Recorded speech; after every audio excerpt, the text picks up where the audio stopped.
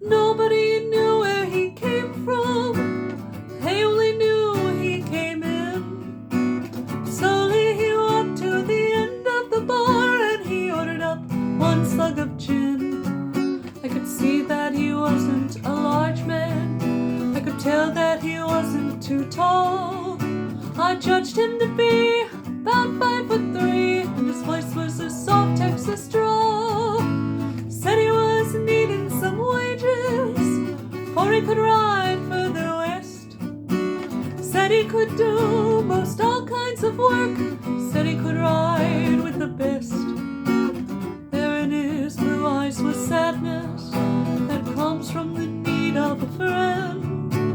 And though he tried, he still couldn't hide the loneliness there deep within. Said he could work through the winter, 30 a month and his board. Started to say where he might land a job when a fella came in through the door.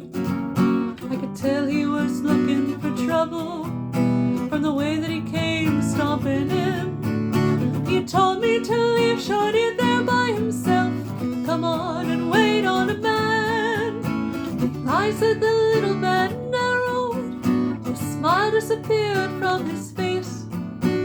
Gone was the friendliness that I had seen, and a wild look of hate took its place. But the big one continued to mock him, and he told me that I'd better go. Find him a couple of glasses of milk, and then maybe Shorty would grow. When the little man spoke, there was stillness, made sure that everyone heard.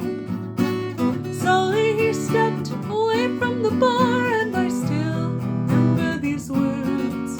It's a plain that you're looking for trouble. Trouble's what I try to shun. If that's what you want, then that's what you'll get.